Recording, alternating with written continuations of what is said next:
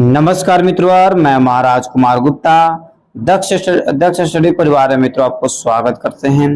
मित्रों, जैसा कि आप सभी जानते हैं कि स्टेट के एग्जाम मित्रों जोरों शोरों से चल रही है। कहीं कहीं मित्रों कैंसिल भी हुआ, उसे घबराने की जरूरत आपको नहीं है। यदि बीपीएससी, एसएससी, बिहार एसएससी या एएलपी मतलब मित्रों किसी भी कॉम्पिटेटिव एग्जाम्स की मित्रों तैयारी कर रहे हैं तो मित्रों यह क्लास आपके लिए अति महत्वपूर्ण होने वाला है, क्योंकि मित्रों सभी एग्जाम्स में जीके जीएस के प्रश्न आते हैं तो आते हैं। ठीक है, पढ़िए आप कहीं से, परंतु मित्रों एग्जाम में वहीं से आएगा जहां से हम बताएंगे। ठीक है मित्रों, इस चैनल पर प्रतिदिन शाम 7:30 बजे मित्रों जैसे जीके जीएस के क्लास लिए जाते हैं, तक क्लास को प्रतिदिन जरूर ज्वाइन करें। आज का पहला प्रश्न आपका है कि भारत की संसद के नए भवन के प्रभारी वास्तुकार का नाम क्या है। भारत के नए संसद भवन के प्रभारी वास्तुकार का नाम क्या है। अरुण गोयल, बी में मित्रों पद्मश्री विमल पटेल, सी में अनूप राय, डी में मित्रों उपयुक्त में से एक से अधिक, ई में आपको उपयुक्त में से कोई नहीं।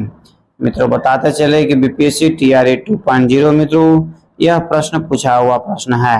ठीक है, और मित्रों यह प्रश्न अति महत्वपूर्ण है कि भारत की संसद के नए भवन के प्रभारी का वास्तुकार का नाम क्या है। तो मित्रों पद्मश्री विमल पटेल, ऑप्शन नंबर बी मित्रों आपका सही है। अगले प्रश्न पर मित्रों केयर कीजिएगा, और एक चीज और आपको बताएंगे कि भारतीय संसद के बारे में मित्रों पूरा डिटेल्स में मित्रों वीडियो बना दिए हैं। आप जरूर जाकर के उसे देख लें, ताकि आपको कहीं भी एग्जाम में यदि पूछे तो एक भी प्रश्न आपसे न छूटे। अगला प्रश्न आपका है कि भारतीय सर्वोच्च न्यायालय ने किस मुकदमे में सर्वप्रथम संविधान में मूल ढांचे का सिद्धांत दिया।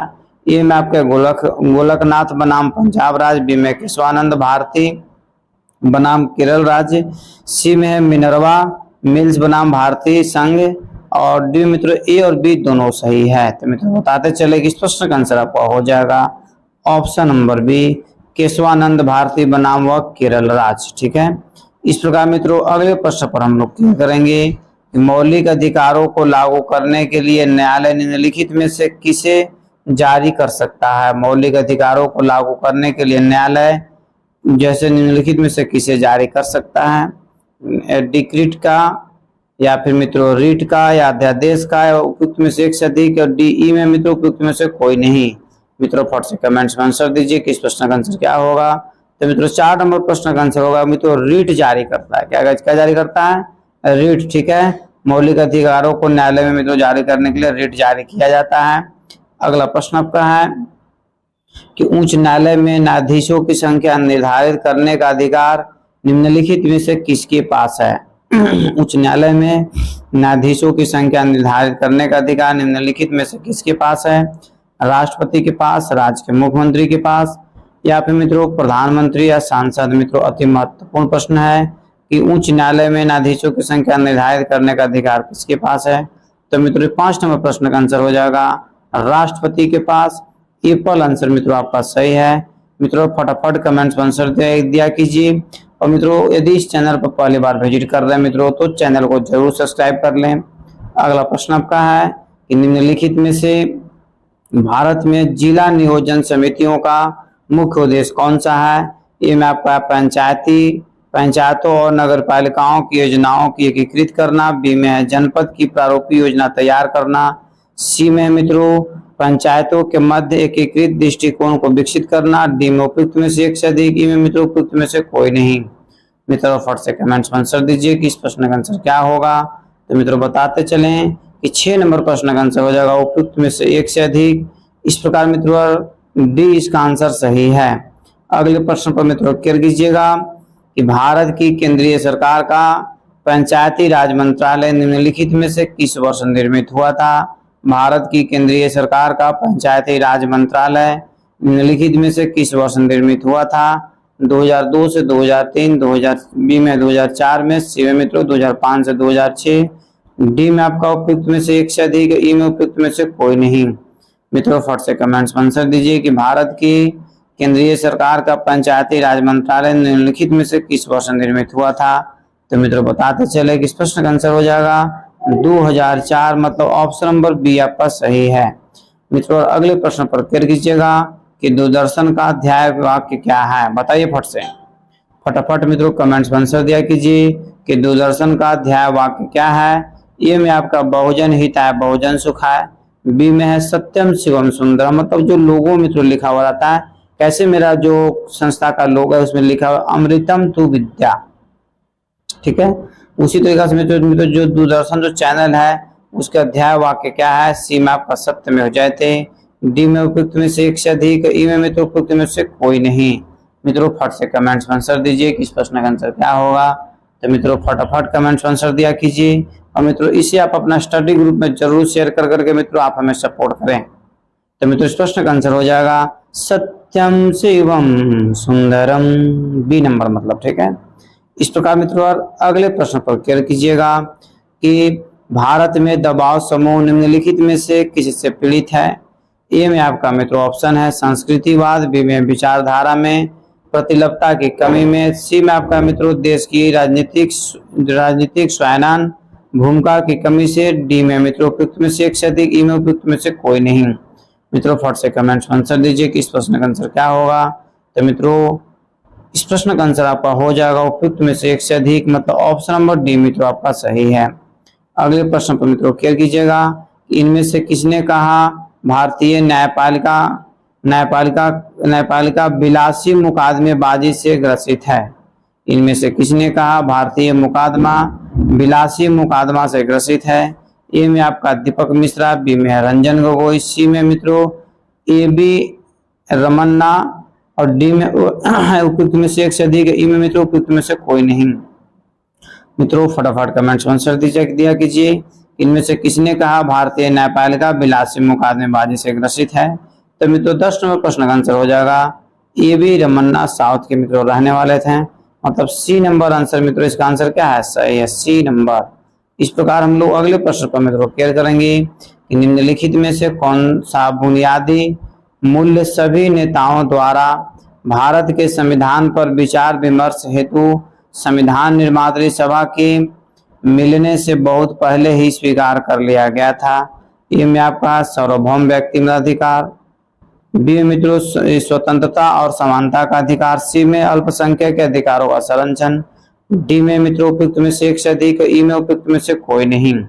मित्रों फट से कमेंट्स में आंसर दीजिए कि इस प्रश्न का आंसर क्या होगा। तो मित्रों बताते चले इस प्रश्न का आंसर हो जाएगा उपयुक्त में से एक से अधिक, मतलब ऑप्शन नंबर डी मित्रों आपका सही है।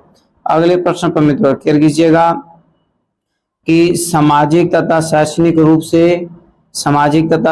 रूप से पिछड़े वर्गों के आरक्षण हेतु भारत सरकार के 13 अगस्त 1990 के आदेश की वैधता निम्नलिखित में से किस वर्ष निर्णीत हुई थी।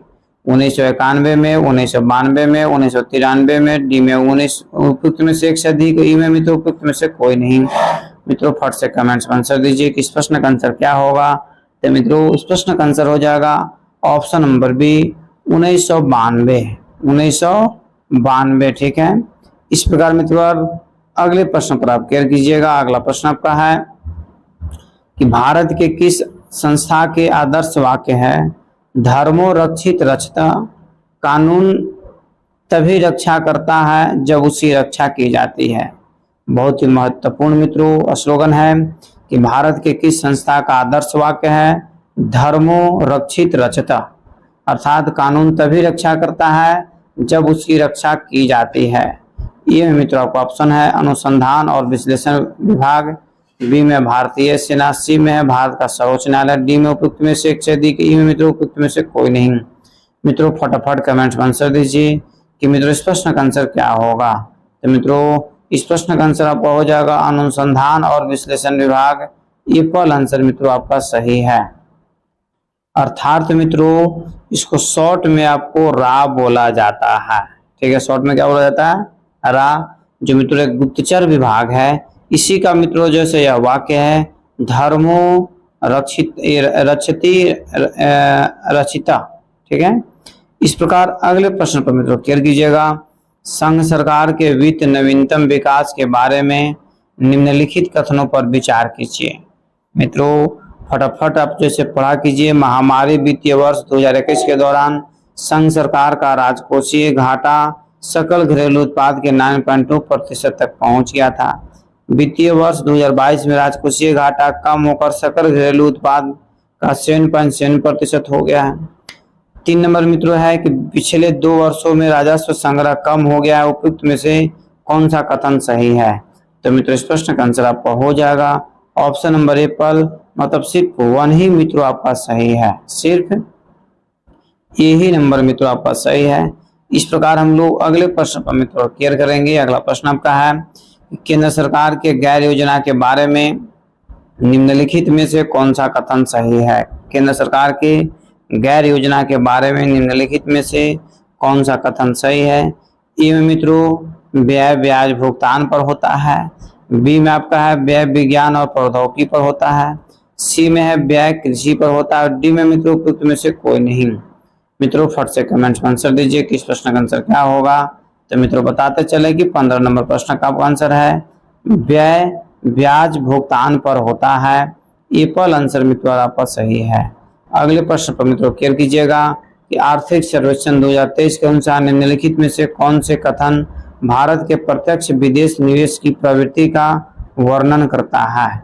तो मित्रों ए में आपका निजी क्षेत्र की कमी भागीदारी के कारण इसमें कमी आई, बी में महामारी से पहले के स्तर की तुलना इसमें वृद्धि हुई, टेलीकॉम सेक्टर में पूरी तरह से सुधार होने के बाद किसी भी भारतीय वर्ष में बिना घंटे इसमें तेजी से बढ़ोतरी हुई, और 4 नंबर में मित्रों कमजोर और वैश्विक आर्थिक स्थिति के कारण इसमें कमी आ गई है।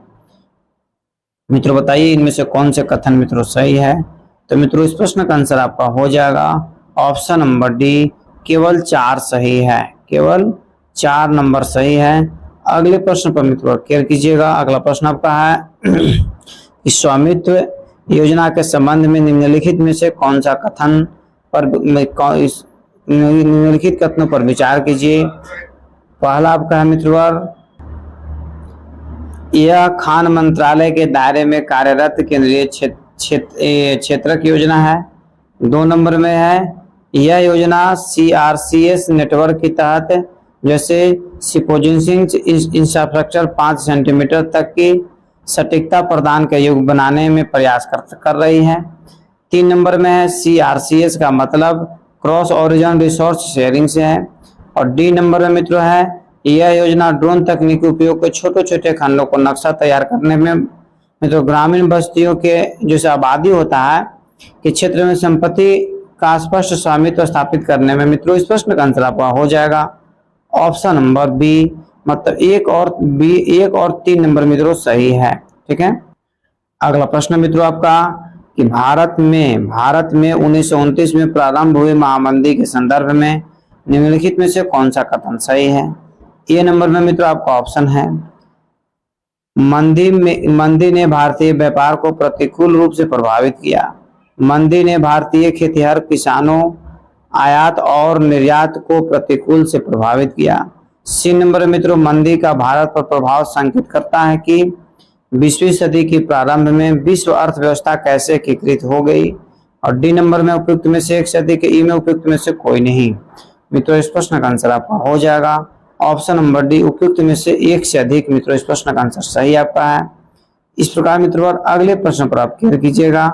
अगला प्रश्न मित्रों आपका कि क्लस्टर आधारित गांव के विकास की योजना का नाम है Deendayal Upadhyay rurban mission, B number में तो doctor Shyam Prasad Mukherjee rurban mission, C number में अटल बिहारी वाजपेयी रुर्बन मिशन, और डी नंबर में मित्रों उपयुक्त में से एक से अधिक, ई में उपयुक्त में से कोई नहीं। मित्रों फट से कमेंट्स में आंसर दीजिए कि क्लस्टर आधारित गांव के विकास योजना का नाम है। तो मित्रों इस प्रश्न का आंसर आपका हो जाएगा option number B, doctor Shyama Prasad Mukherjee rurban जैसे मिशन। ऑप्शन नंबर बी मित्रों आपका सही है। अगले प्रश्न पर मित्रों क्लियर कीजिएगा। अगला प्रश्न आपका है कि RBI के विदेश मुद्रा भंडार में निम्नलिखित में से कौन से शामिल नहीं है? ए में नंबर 1 में मित्रों विदेशी मुद्रा परिसंपत्तियां, बी में आपका सोना, सी में मित्रों विशेष आहरण अधिकार, और डी में आरक्षित किस्त स्थिति है। मित्रों बताइए कि नीचे दिए हुए कुट मित्रों कौन सा उत्तर सही होगा? तो मित्रों स्पष्ट आंसर आपको हो जाएगा ऑप्शन नंबर डी, मतलब उपयुक्त में से सभी सही है। चारों को चारों मित्रों RBI को मित्रों अधिकार मिला हुआ है। अगला प्रश्न आपका है कि कौन सा राज्य सर्वाधिक बाजरा उत्पादित करता है? ए में आपका हरियाणा है, बी में राजस्थान है, सी में पंजाब है, डी में तो उपयुक्त में से एक से अधिक, ई में उपयुक्त में से कोई नहीं। मित्रों फट से कमेंट्स में आंसर दीजिए कि कौन सा राज्य जैसे सर्वाधिक बाजरा उत्पादक राज्य करता है। तो मित्रों इस प्रश्न का आंसर आपका हो जाएगा ऑप्शन नंबर आपका मित्रों बी नंबर सही कि राजस्थान जो है मित्रों बाजरा जो है सर्वाधिक उत्पादन करता है। मित्रों बताते चले कि बाजरा जो है मोटे अनाज के अंतर्गत आता है। इस प्रकार हम लोग अगले प्रश्न पर क्लियर करेंगे कि भारत का कौन सा राज्य मोटा अनाज का सबसे बड़ा उत्पादक है। मतलब कहने का मतलब कि कौन सा ऐसा राज्य है जो भारत का मित्रों सबसे अधिक मोटे अनाज का उत्पादन करता है। ए में राजस्थान, बी में महाराष्ट्र, सी में तमिलनाडु, डी में उपयुक्त में से एक से अधिक, ई में मित्रों उपयुक्त में से कोई नहीं। मित्रों फटाफट कमेंट्स में आंसर दिया कीजिए कि इस प्रश्न का आंसर क्या होगा कि भारत का कौन सा राज्य मोटा अनाज का सबसे बड़ा उत्पादक है। तो मित्रों अभी तुरंत उस राज्य का नाम मित्रों हम बताए हैं राजस्थान। मतलब एप्पल आंसर मित्रों आपका सही है, क्योंकि मित्रों मोटे अनाज में कम जल की आवश्यकता होती है, इसीलिए राजस्थान मित्रों जैसे मोटे अनाज का उत्पादन सर्वाधिक करता है। अगले प्रश्न पर मित्रों क्लियर कीजिएगा कि वैश्वीकरण और भारत पर इसके प्रभाव के बारे में निम्नलिखित में से कौन सा कथन सत्य नहीं है। ए में आपका है इनमें वस्तुओं और सेवाओं में व्यापार का विस्तार किया है। बी में इससे प्रत्यक्ष विदेशी निवेश का प्रहार बढ़ा है। सी में है निर्यात में वृद्धि आयात में वृद्धि से अधिक है। डी में मित्रों उपयुक्त में से कोई नहीं।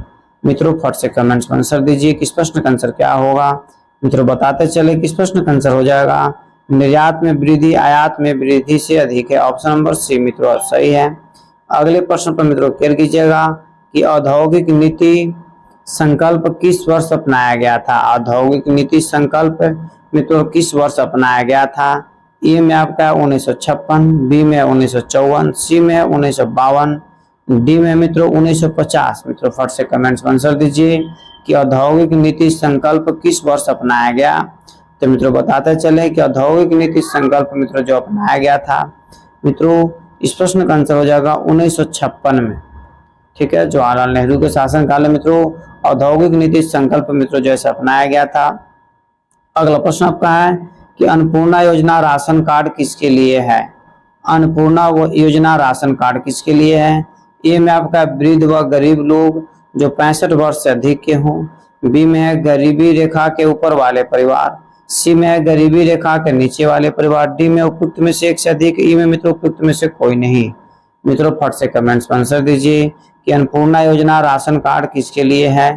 तो मित्रों बताते चले कि अन्नपूर्णा योजना राशन कार्ड जो मित्रों है आपको वृद्ध व गरीब लोग जो 65 वर्ष से अधिक के रहे हो। ठीक है, मतलब एप्पल आंसर मित्रों आपका सही है। अगले प्रश्न पर क्लियर कीजिएगा कि सर्व शिक्षा अभियान किसने प्रारंभ किया। सर्व शिक्षा अभियान किसने प्रारंभ किया। ए में आपका इंदिरा गांधी, बी में नरसिम्हन राव, सी में अटल बिहारी वाजपेयी, डी में मित्रों उपयुक्त में से एक से अधिक, ई में उपयुक्त में से कोई नहीं। मित्रों अति महत्वपूर्ण प्रश्न है। और मित्रों सर्व शिक्षा अभियान किसने प्रारंभ किया। यदि मित्रों इस प्रश्न का आंसर आप नहीं देते तो बहुत दुख की बात है, क्योंकि सर्व शिक्षा अभियान का मित्रों उद्देश्य था कि सभी लोग पढ़े और सभी लोग आगे की ओर बढ़े। इसमें बुजुर्ग व्यक्ति को मित्रों पढ़ने का मौका दिया जाता था। बुजुर्गों के लिए स्लेट पेंसिल मित्र व्यवस्था किया गया था। बच्चों के लिए मित्रों स्लेट पेंसिल की व्यवस्था किया गया था। मतलब हर वर्ग के व्यक्ति पढ़ सकता था।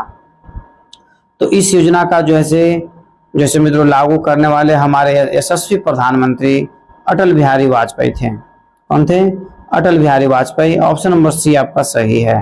अगला प्रश्न आपका है कि एंग्स मेडिसिन की पुस्तक the world economy historical statistics के अनुसार प्राचीन काल में भारत का विश्व जीडीपी में कितने प्रतिशत का अंशदान था। ए में 32%, बी में 20%, सी में 12%, डी में मित्रों उपयुक्त में से एक से अधिक, ई में उपयुक्त में से कोई नहीं। मित्रों 27 नंबर प्रश्न का आंसर हो जाएगा ऑप्शन नंबर ए पर, मतलब 32% है। मित्रों आज का यह अंतिम प्रश्न है। मित्रों अब अंतिम प्रश्न मित्रों बारीकी से क्लियर कीजिएगा कि धारा घनत्व होता है। धारा घनत्व होता है एक अदिश राशि। धारा और घनत्व है मित्रों, धारा और घनत्व कौन सी राशि है। अदिश राशि। बी में आपका है एक सदिश राशि। सी में मित्रों विमाहीन और डी में आपका उपयुक्त में से कोई नहीं। मित्रों फट से कमेंट्स में आंसर दीजिए कि धारा और घनत्व जैसे कौन सी राशि है। तो मित्रों बताते चले कि धारा और घनत्व जो है मित्रों आपको सदिश राशि के अंतर्गत आता है। ऑप्शन नंबर बी आपका सही है। मित्रों बताते चले कि इसके तुरंत बाद मित्रों हम आपको जैसे जैसे ये म्यूजिक के क्लास मित्रों आपको लेंगे, आप क्लास को लगातार मित्रों जैसे ज्वाइन करते रहिए। और मित्रों और एक चीज और, अब म्यूजिक का क्लास है मित्रों चलेगा पुनः एमसीक्यू विथ मित्रों डिस्क्रिप्शन के साथ मित्रों पढ़ाएंगे, क्योंकि अब मित्रों हम लोग का टारगेट रहेगा बीपीएससी।